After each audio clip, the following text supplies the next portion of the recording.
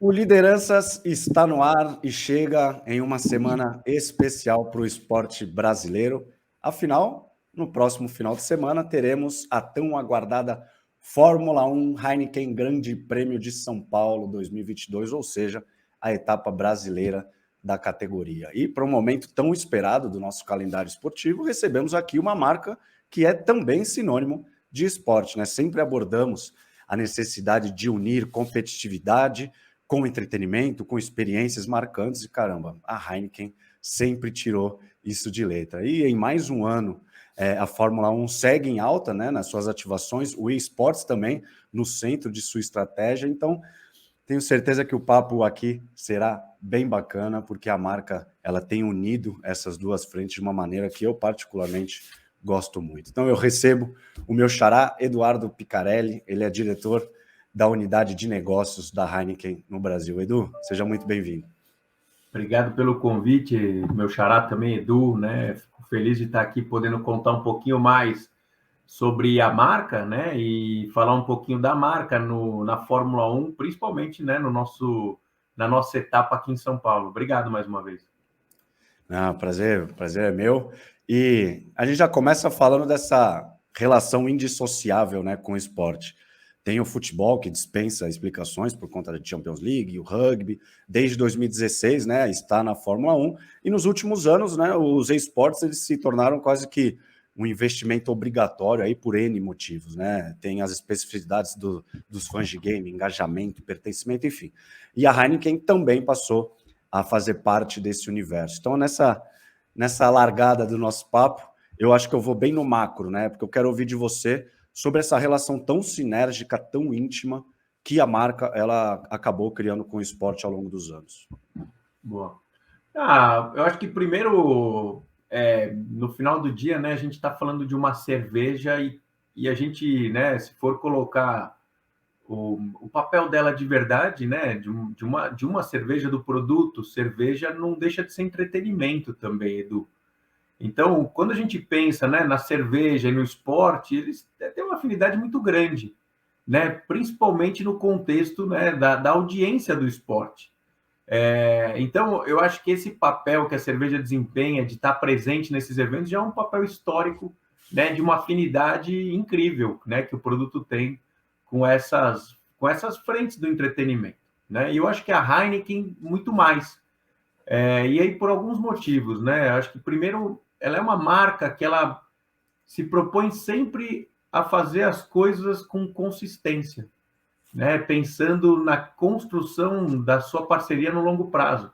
Então, pouca gente sabe, né? Mas a gente, né? Eu gosto sempre de trazer aqui a Champions, né? A Champions League, que é hoje, né? Uma plataforma que a marca é sempre super associada.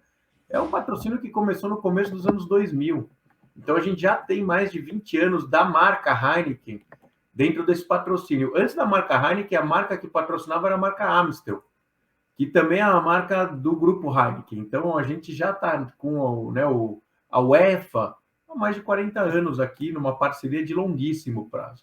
Então, eu acho que não é só a afinidade que a gente tem, né, do produto com o evento em si, mas também a maneira com que você trabalha as plataformas das quais você faz parte com consistência. Porque no final do dia, um patrocínio não é só você estar lá com a sua marca, é você agregar valor para aquele ambiente que você está patrocinando. Então, a história ela vai se consolidando na hora que você começa a agregar valor. Então, tudo que a gente faz também, além de consistência, de certa forma, é algo que torne o patrocínio um lugar mais legal para o consumidor. Seja com algumas, né, comunicações super criativas, seja, né, com algumas experiências de marca nos próprios eventos, mas principalmente levando o melhor produto que a gente tem, né, dentro da Heineken, que não é só a cerveja Heineken, mas muitos dos nossos casos é o chopp, né, que é a melhor experiência de consumo que você pode ter de uma cerveja. Então é uma combinação de fatores, e aí eu acho que a Heineken tenta sempre fazer com que o seu papel seja levar a experiência dos consumidores naquele, né, evento, naquele esporte específico, Edu. Você falou desse trabalho de longo prazo, né, que gera de fato essa consistência que você também citou. Então, são desde 2016 na Fórmula 1 e desde 2017, né, que a marca dá nome ao GP de São Paulo, né, como eu citei no começo, né, que é o Fórmula 1 Heineken Grande Prêmio de São Paulo, e que eu acho que vira ali uma plataforma perfeita para algo que faz parte, né, do DNA da marca, que está presente em tudo que vocês fazem, que é oferecer experiências marcantes, experiências inovadoras que marquem de alguma maneira aquele consumidor ou consumidora. É por aí o posicionamento que vocês adotam também no patrocínio ao automobilismo, né, com a F1, também com algumas frentes de automobilismo virtual? Eu acho que quando a gente fala de qualquer patrocínio, a parte da experiência de marca, ela sempre vai estar, né, interligada. E o máximo que a gente puder elevar essa experiência do consumidor vai ser nosso papel. Eu acho que o que é legal de comentar da Fórmula 1 também é que a Fórmula 1 ela materializa para a gente um papel de responsabilidade social também, né? Porque hoje ela dá vida a um lançamento da marca Heineken de 2 anos atrás, que é a cerveja, né, a Heineken Zero, que é a cerveja sem álcool. E muita gente não conhece a história, mas a associação com a Fórmula 1, ela nasce para elevar o nosso papel de consumo responsável. Ou seja, né, assim, a afinidade que a gente tem não é só de um evento que é assistido mundialmente, que é o evento, né, que as pessoas gostam, que é um dos principais eventos esportivos do mundo. Ele tem um papel muito relevante de dar vida à nossa plataforma de consumo responsável. Então, a gente tem como, né, como empresa, como grupo que faz cerveja e que tem um papel, né, dentro da sociedade muito importante de consumo responsável com maiores de idade, de consumo responsáveis principalmente com as pessoas que hoje têm um hábito horrível de beber e dirigir, né? Então a gente entra nessa plataforma para dar vida a esse papel de consumo responsável, para mostrar para as pessoas e para os consumidores que é legal você tomar uma Heineken, mas que não é legal você tomar muita Heineken e que é horrível você, né, você beber e você dirigir.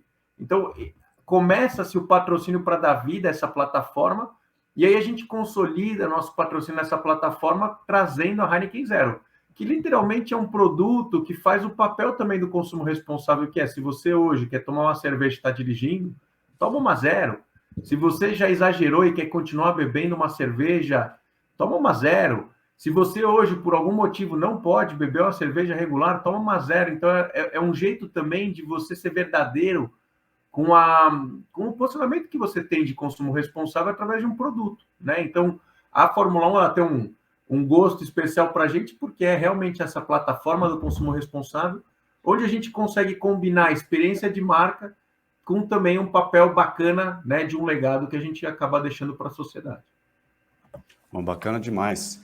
E dentro dessa plataforma que vocês criaram, né, ao longo dos anos, com a Heineken Zero, veio esse investimento, né, nos esportes, e aí entrando onde eu quero tirar bastante de você sobre a Player Zero, né?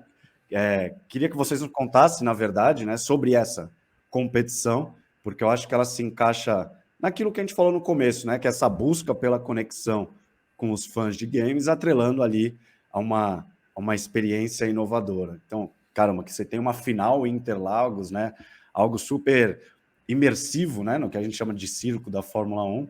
Eu tenho uma outra questão nesse sentido, mas eu queria que você contasse sobre essa ativação, sobre hoje o peso que ela tem nas estratégias e nas ações que vocês fazem na Fórmula 1. Eu acho que o e-game, né, o game em si, né, e-game acho que é até redundante falar o game em si, é um fenômeno já de longo prazo até, né, Edu? Acho que as marcas descobriram esse fenômeno até tarde, né, se a gente parar para refletir, porque acho que todo mundo cresceu, né, da minha geração já com console na mão.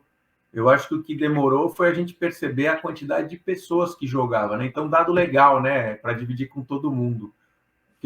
Sempre que eu trago esse dado para a mesa, as pessoas ficam surpresas, mas 70% hoje das pessoas no mundo jogam videogame ou algum tipo de game, tá? Algo que é gamificado. Então, dizer que hoje isso é um nicho já não é uma verdade, né? Hoje já não é um nicho, já é algo comum. A gente descobriu recente, né? A gente descobriu o game no ano passado, foi quando a gente começou a trabalhar essa plataforma. E aí, o que é bacana é porque ela é entretenimento pura também, né, Edu? Então, assim, ela é muito interessante do ponto de vista de gerar uma experiência bacana para o consumidor. Então, você pensa na Fórmula 1, é uma oportunidade muito grande para a Heineken, porque ela permitiu, através do Player 00, que a gente começasse a viver a experiência da Fórmula 1 antes, né? Porque hoje o Player 00 ele tem o papel de, né, um papel muito legal aqui, de descobrir quem é o piloto mais rápido do Brasil dentro do game, né? Então a competição nasceu já começou da gente tentar identificar quem que é esse piloto mais rápido do Brasil. Ao mesmo tempo, ela termina no dia do GP de Fórmula 1. Ou seja, ela termina lá em Interlagos com os finalistas indo lá disputar, né, a última corrida para a gente realmente mostrar para o Brasil quem que é o player mais rápido. Mas é uma maneira muito bacana da gente unir o game, né, o virtual, com uma paixão real que é o automobilismo. Então, para a gente vê o game como uma extensão dessa experiência, o poder das pessoas poderem participar daquela plataforma de uma maneira virtual, enquanto ela acontece, e não esperar só, Edu, o ápice, né, que é a final, que é o último Grande Prêmio, que é a GP do Brasil. Ou seja, isso permite com que a gente não vive só esse ápice, né? Com que a gente viva a Fórmula 1 ao longo do ano inteiro e permita com que as pessoas experimentem isso também, né? Fórmula 1, tênis, existem alguns outros jogos e esportes que eles são muito interessantes, que você tem as pessoas que amam ver e você tem as pessoas que amam jogar, né? E a Fórmula 1, né, o automobilismo dentro do game, ele até, né, ele supera muito o número de pessoas que assistem. E a mesma coisa hoje que eu descobri do game, né? Eu cresci com o console na mão, mas aprendi que hoje, dentro do game, a audiência de pessoas que querem ver as pessoas jogarem é incrível, né? Você tem hoje os streamers que são um fenômeno, mas é isso, né? São pessoas vendo outras pessoas jogarem o game. Então a gente culmina ali na final né, no Grande Prêmio do Brasil, a final também do Player 00, que foi um sucesso em 2021, está indo muito bem em 2022, até porque agora conta com a participação também, né, do Tony Kanaan, do Fittipaldi, né, de algumas pessoas super conhecidas, não só do automobilismo, mas também do game, como o Velho Vamp e o Gaules, né, que hoje é o grande embaixador da marca dentro do pilar dos games. Eu até entrar nesse ponto contigo, até para amplificar a mensagem, né? Como você falou também, para você ter esse diálogo mais constante, né? Num período maior e para mais pessoas, se a estratégia foi justamente essa a partir desses influenciadores por nomes também do automobilismo, como a Bia Figueiredo também. Então, o objetivo é justamente que esse diálogo seja amplificado e que vocês, enfim, tenham mais entrada nessa audiência e que, naturalmente, a Player 00 ela chegue para mais pessoas, até porque pô, o Gaules é um canhão de audiência, ainda mais dentro dessa comunidade. Né? Sim. É uma combinação dos dois fatores, Edu. Eu acho que quando a gente traz as pessoas do automobilismo, né, que são conhecidas, é a maneira de você tornar para quem gosta de automobilismo, né, você criar uma experiência que as pessoas ali tenham a oportunidade de, através, né, dos seus ídolos, participar. Mas, na verdade, né, quando a gente cria o Player 00, a gente está literalmente levando o automobilismo para o game, né? E dando a chance de você amplificar, né, a sua comunicação e a sua experiência de marca para um público que não necessariamente consome Fórmula 1. Né? Então, hoje, quando a gente traz os streamers e essas figuras conhecidas do automobilismo, a gente está tentando fazer com que a experiência dentro do game ela fique ainda mais legal. Seja para quem vê através do streamer, então o Gaules ele tem sim um papel de chamar a atenção, mas ele tem um papel também de entreter. Né? Como você falou mesmo, Edu, ele é um canhão, mas ele é um cara super divertido. Para quem vê uma live do Gaules, puxa, é uma experiência à parte. Então, você tem um público grande que, né, não só segue ele, mas que é muito ligado ao streamer. Mas também o fato de você poder jogar o Player 00 com Tony Kanaan, né, e ganhar do cara no virtual, também acho que é uma experiência única, né, e inovadora. Então, não é só a figura pública que está lá, mas é uma experiência diferente que você tem. E é isso que é legal do game, que a gente tem descoberto também, Edu. Só o game proporciona isso. Né? Só o game te dá esse acesso de você viver o lado lúdico de uma experiência única, mas de certa forma algo que é incrível, né? E se você parar para pensar, ele não é tão complexo, ele é bem simples, né? É um streamer, é um campeonato, as pessoas participam, se inscrevem e tem a chance, né, de concorrer e de competir. Eu vou pegar um gancho nessa palavra acesso que você falou, porque é bacana, porque desde o primeiro Player 00, né, vocês aumentaram os investimentos, né, e as ações dentro dos esportes eletrônicos, né, vocês fecharam com o CBLOL, né, tem os name rights também de acho que 2 competições, né, de automobilismo virtual via o iRacing, estão com o próprio Gaules, como você citou, e tem a segunda edição do Player 00. Então, eu imagino que o próprio público note que a marca está de fato engajada, né?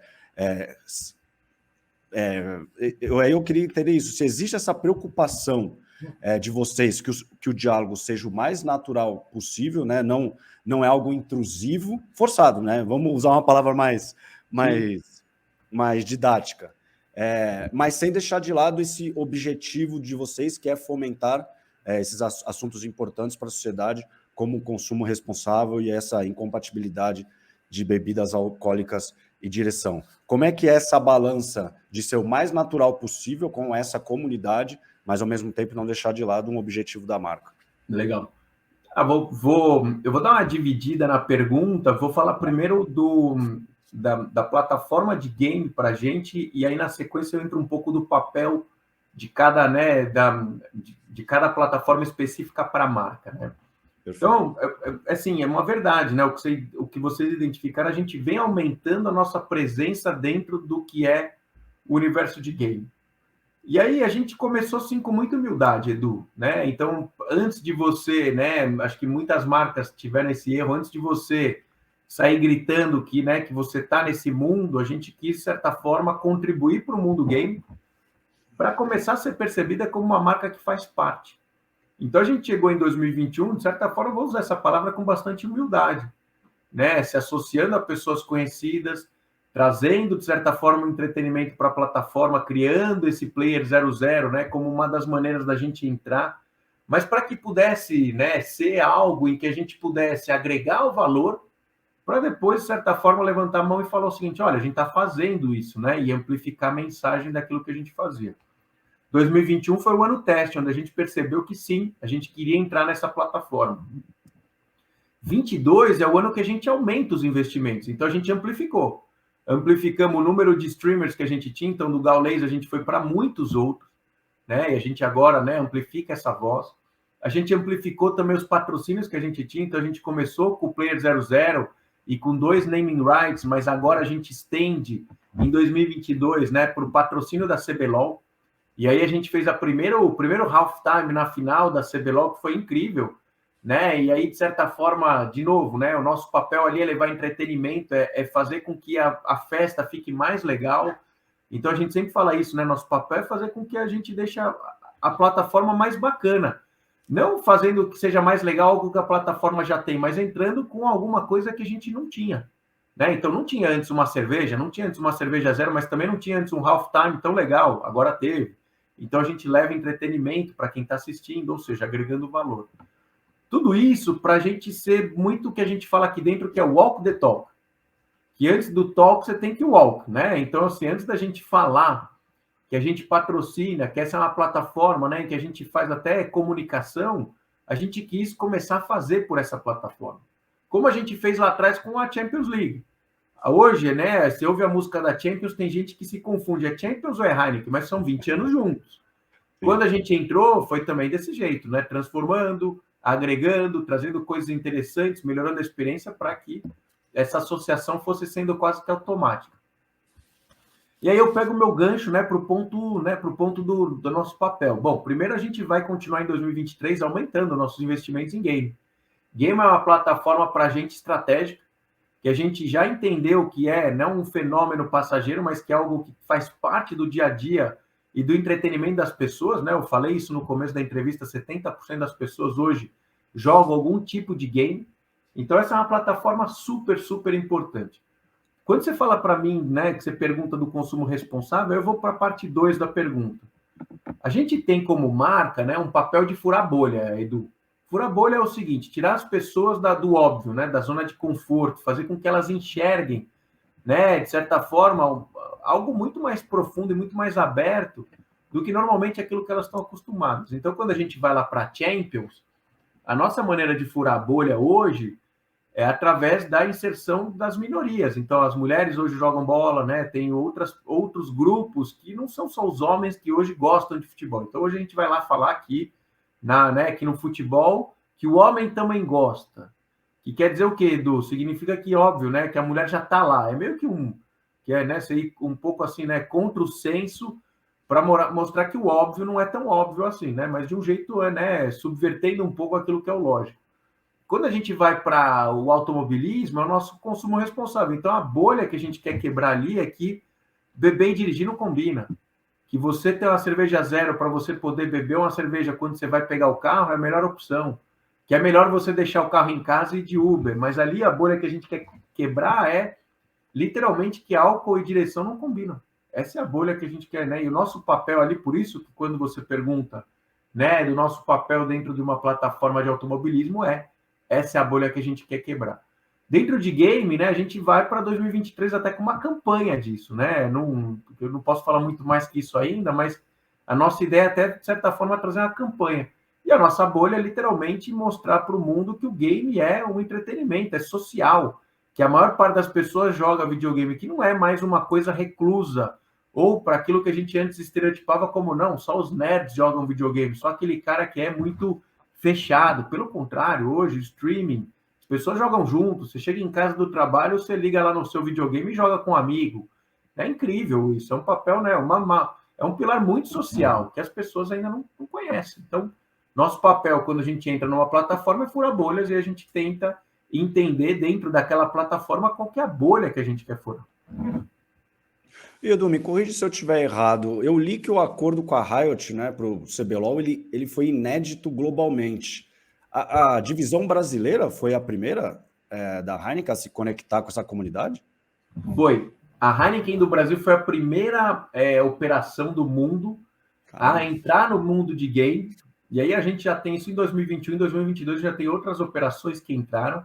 Mas a gente que fez o primeiro acordo com a Riot, agora a gente está amplificando esse acordo a nível global. Agora a gente já tem esse pilar dentro da marca globalmente, mas foi através da Heineken do Brasil que a gente criou esse pioneirismo. Caramba, que fantástico. Porque, até quem está nos ouvindo ou nos assistindo, buscar no YouTube, porque assim, o Halftime Show, né, com aquelas luzes, DJ, shows, cara, foi... E você, então, foi algo criado pela marca para a dona da propriedade para levar essa experiência para quem estava lá. E assim, uma experiência não somente para quem estava lá, né? Porque para quem assistiu também. É fantástico.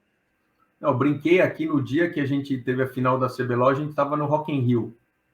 E a gente tem 2 semanas fim de semana de Rock in Rio, né? E eu brinquei, até falei, no ano que vem já é certeza absoluta que num fim de semana eu posso até ir no Rock in Rio, mas o primeiro eu vou lá na final da CBLOL, porque primeiro que é impressionante, eu acho que todo mundo que não está 100% nesse dia a dia, Edu, desacredita. Eu acho que a palavra é desacredita o fenômeno que é.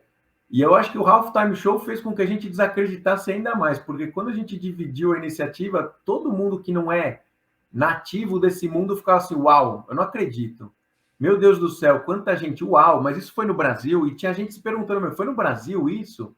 Né? E foi no Brasil, é incrível ali, foi no Ibirapuera, é impressionante, né? O que é o game hoje. Eu acho que é muito legal a gente poder permitir e ajudar com que o mundo descubra isso também. E agora a gente vai, né? O Brasil ele é o pioneiro nisso, e ele é quem lidera essa estratégia de game global. Então a gente já tem hoje Vietnã fazendo, Singapura fazendo, a Ásia em si muito também desenvolvida nessa frente através do pioneirismo do Brasil. Oi, Edu, como é que é para um profissional, para a sua equipe, enfim, que acho que hoje é uma mina de ouro, né? O engajamento, esse senso de pertencimento, né? De ter comunidades tão fortes. Então, como é que é para você trabalhar com um público tão assíduo, né? Tão engajado? Você pega automobilismo e esporte, você une esses dois cenários. Caramba, deve ser, não sei, satisfatório, apesar do desafio, claro, mas deve ser satisfatório, né? É muito legal, assim, não posso, né? A gente tava brincando aqui no começo de tudo nessa vida dá trabalho. Mas você criar uma experiência em que o consumidor, em que você leva o momento, né, daquela experiência de um de algo que o consumidor é apaixonado, é muito legal. Então, por exemplo, pegar a própria final do CBLOL, né? Assim, poxa, olha a emoção que já tem naquela final, olha o amor daquelas pessoas, né? Dentro daquele momento em que elas vão ver, né? Duas equipes ou algumas equipes, né? Competida entre si e uma delas vai se tornar vencedora de um campeonato brasileiro, ou seja, ela é a melhor do Brasil naquilo. E você potencializar a festa, né? E as pessoas falarem, puxa, hoje o dia foi especial para mim. Eu acho que no final do dia é o que a gente se propõe mesmo, né? Eu abri dizendo isso. A gente também o nosso produto também é entretenimento. O nosso produto também é conexão social. O nosso papel é elevar essa conexão social, seja através do consumo do nosso produto, seja através das experiências que a gente proporciona. Então, para a gente é uma satisfação tremenda ver o resultado das nossas experiências de marca nessas frentes, né? Seja no game, seja no automobilismo, seja em ligar as duas coisas. Então, por exemplo, muito legal você trazer no GP do Brasil a final do Player 00, ou seja, combinar, né, algo que é uma paixão às vezes mútua. Hoje o cara que gosta de Fórmula 1 também joga game, hoje o cara que joga game também gosta de Fórmula 1. Existe também essa paixão em comum, que é o mesmo cara que joga videogame e gosta de Champions, gosta de futebol, né? Então, as pessoas gostam mais de uma coisa e você poder unir, né, identificar e unir isso é muito incrível. O time adora trabalhar com isso. Eu também, Edu. Se você me perguntar hoje, é um lado muito legal do nosso trabalho, trabalhar com o lado do entretenimento. Por mais que dê trabalho, eu acho que é o lado fã também para a gente. Sim, sim, completamente. Eu vou trazer uma percepção minha aqui, que é até redundante, né? Porque não é de hoje que a gente fala, né? Do quão digital, né, nos tornamos. É o WhatsApp, seja aqui nesse nosso papo, é pedir comida, fazer supermercado, enfim. Mas pensando em Heineken, para mim é um consumo físico, né? É uma festa, é um bar, é um show, é recebendo pessoas em casa, é sozinho, enfim.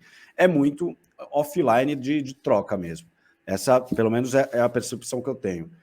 Vocês levarem a final do Player 00 para Interlagos, além da experiência fantástica que citamos aqui, não tem um quê dessa necessidade de ser físico, né? De ter esse corpo a corpo com o consumidor de vocês?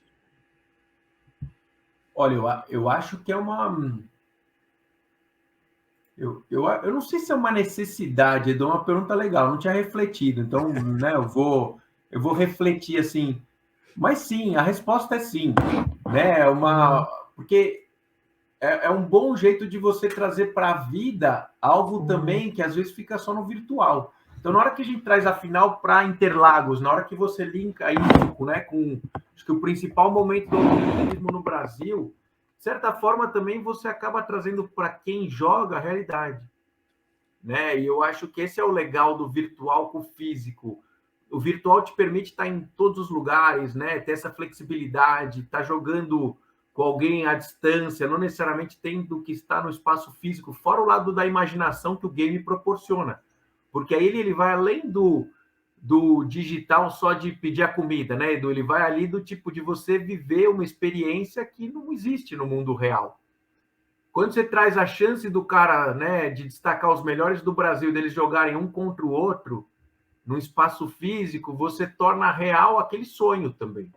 Então, eu acho que para o game tem isso, né? Eu acho que para o mundo físico virtual, você sempre vai ter agora essa intersecção. Mas para o game é um jeito de materializar aquele sonho, né? Aquele lado lúdico, com uma experiência única, né? Muitas das pessoas que hoje jogam videogame são fãs disso, elas também imaginam, de certa forma, parte daquilo acontecendo no dia a dia. Não necessariamente, né, para todos os jogos, mas em muitos deles, você vai até jogar, né, talvez até imaginando que fosse alguma coisa que você queria fazer naquele momento, né? Eu acho que culminar uma final com o GP do Brasil é uma maneira, assim, de trazer a realidade, né, e não só o lado, né, da experiência virtual.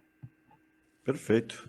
Edu, para fechar o nosso papo, eu acho que até acaba fazendo um balanço, de fato, do que a gente conversou até aqui. Que é como se manter relevante para o consumidor, se manter inovador e estar, digamos, nessa vanguarda da transformação cultural, a partir do momento que o consumidor também está em constante transformação mudando o seu hábito, e é quase que uma necessidade das marcas anteciparem esses comportamentos. E aí, se a gente jogar aí para o nosso papo dos esportes, 2 anos de investimentos, como você já adiantou em 2023, algo mais robusto em termos de, né, uma campanha de fato. Então, talvez fruto de um aprendizado, muito do que o mercado joga para vocês de insight, de tudo que acontece, não somente do CBLOL, mas também em outros games e tal, enfim. Como é que é para vocês essa seguir relevante mesmo, inovador, diante de um consumidor que também muda constantemente? Pô, acho que esse é o principal desafio de qualquer marqueteiro publicitário, né? Identificar as tendências, Edu.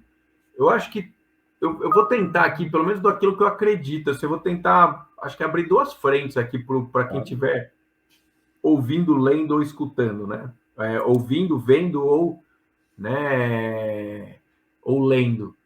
Eu acho que a primeira delas eu falei também agora no começo da entrevista, que é a importância de você ter um posicionamento e um papel de marca.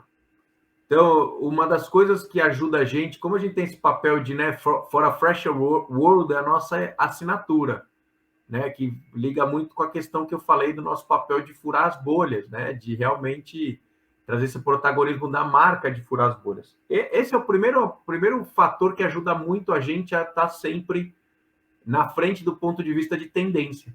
Quando você tem um papel e um posicionamento claro, fica mais fácil para você ser consistente, de certa forma, se antever e ser pioneiro dentro de algumas tendências que começam a aparecer. Porque você tem muita coisa acontecendo, Edu, e o grande problema hoje do marqueteiro é entender o que ele faz e o que ele não faz. Porque tem tanta coisa nova acontecendo que às vezes você quer ser pioneiro e você não sabe ou por onde começar, e aí você acaba fazendo tudo e você não é nada. O fato de você ter um posicionamento te permite entender onde você quer entrar, onde você não quer entrar. Então, por exemplo, a gente escolheu entrar no game, mas não escolheu entrar em um monte de coisa. A gente não foi pioneiro de metaverso e tal, porque a gente não achava que tinha um porquê da gente ser o primeiro, né? Acho que esse é uma primeira resposta. A segunda é que uma das coisas que o marqueteiro e o publicitário e quem lidera a construção de marca precisa entender é o seguinte: uma coisa é você ser o primeiro numa novidade. Outra coisa é você também pegar carona numa novidade. Isso, normalmente, é o que 90% das vezes o marqueteiro ele faz. Ele entende que tem uma coisa nascendo e ele, de certa forma, tenta ser o primeiro a pegar essa carona. É legal, eu acho que esse é o jeito, né, que na maior parte das vezes você vai fazer para construir uma marca. Agora, o marqueteiro ele esquece, e é normalmente nessa hora que a marca se torna uma marca de vanguarda, ele esquece que também o papel do marketing é transformar a cultura. Né? O papel da publicidade também é transformar a cultura. Então, quando você tem um posicionamento claro, você entende aquilo que você quer transformar. E você acaba sendo pioneiro de uma maneira natural. Porque seu papel é transformar a cultura, e na hora que você dá voz para aquilo, de certa forma, você acaba sendo pioneiro em transformar uma coisa numa tendência. E a partir daí, você cria o movimento. Então, todo mundo pega a carona com você. Mas isso te permite não ter que antecipar nada, te permite não ter que esperar a coisa ficar grande. Você é o responsável por tornar aquilo verdadeiro e relevante. E a partir daí, se você faz um bom trabalho, as pessoas e as marcas, elas seguem, né? E você acaba criando a tendência. É mais difícil, mas normalmente as marcas mais pioneiras, elas são pioneiras porque elas fazem isso, né? Esse drive de mudança cultural dentro para o consumidor e dentro, né, do segmento específico que elas atuam. Perfeito. Pô, não foi uma resposta, né? Foi uma aula, né? Pô. Mas muito bacana você falar isso, Edu, porque é isso. Vocês chegam na Fórmula 1 com o Heineken Zero, criam uma competição a Player 00, também entrando num universo absolutamente emergente, sem deixar de lado essa mensagem da marca de consumo responsável e construindo não é uma construção de marca, mas vamos dizer que é uma construção de um produto, né, de um posicionamento, que é o Heineken Zero, dentro de uma plataforma super robusta, com nomes de ponta, Gaules, Velho Vamp, né, e a competição com o Tony Kanaan, a Bia, o Pietro, enfim. Então, obviamente, onde vocês pisam, onde vocês investem, vocês deixam a marca de vocês. Sou muito fã da Heineken e eu queria agradecer demais a sua participação aqui no Lideranças, por abrir tudo o que a Heineken tem feito dentro dos esportes também, com o CBLOL, que, de novo, o Halftime fantástico, está disponível aí no YouTube para vocês assistirem. Então, eu quero agradecer demais para você, que seja uma semana super especial para a Heineken, de muito trabalho, acima de tudo, mas eu tenho certeza que vai ser a materialização de esforços tão bem feitos. Eu tenho certeza que vai ser inesquecível para quem participar e também para quem assistir. Obrigado, Edu. Bom, obrigado pelo convite mais uma vez, Edu. Super legal participar desse papo com você. Espero que quem esteja, né, assistindo, ouvindo ou lendo, né, que seja um material rico também, né, de certa forma inspirador. Domingo a gente está lá junto, né? E vou ficar feliz de te mostrar, né, ao vivo tudo aquilo que a gente conversou hoje, né, e um pouquinho mais daquilo que a gente está fazendo como Heineken dentro da Fórmula 1 também. Vai ser muito bacana, Edu. Obrigado mais uma vez. Não, prazer é meu. E domingo estaremos juntos. E se você está nos assistindo até lá, então fique ligado nas redes sociais do MKT Esportivo, porque a gente vai postar nossa presença lá em Interlagos. Tenho certeza que vai ser especial. E a Player 00. Se você acompanhar pelos nossos stories, pelo nosso Twitter, enfim, tenho certeza que você vai se sentir lá, porque vai ser bem especial, uma experiência imersiva, de fato. Obrigado a você que ficou até o final. Tamo junto e até a próxima. Tchau. Tchau, tchau.